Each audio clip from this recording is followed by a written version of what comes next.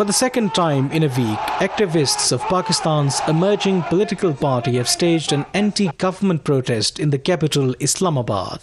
These protesters from the Pakistan Tehreek-e-Insaf or Justice Party are seeking to overthrow the government over corruption and bad governance.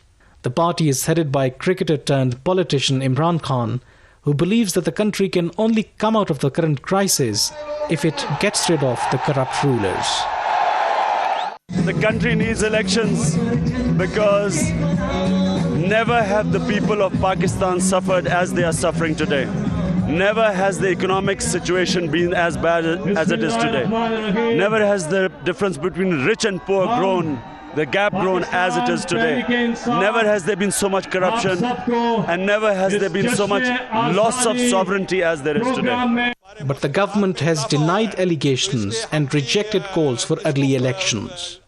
This protest was not just against the government, but also against its policy of siding with the United States in its so-called global battle against terrorism. Our government has decided to do everything on the instruction of the Americans. So particularly our foreign policy has badly been affected and dominated by the USA commands.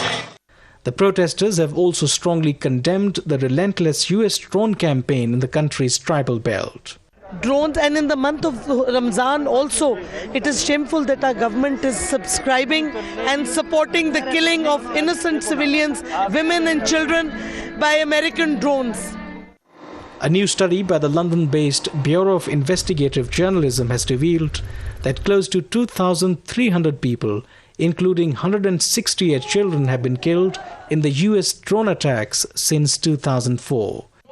As the protest continued overnight, just few yards from the venue, the country's president told the visiting former US presidential candidate, Senator John McCain, that the US needs to clearly define its policy on the war against terrorism. The Pakistan Tehreek-e-Insaf or Justice Party has managed to pull off a sizable crowd on the streets of the capital Islamabad to seek the ouster of the government for following what it says pro-American policies. Since the party has no representation in the country's parliament, so it remains to be seen if this anti-government movement will bring any change.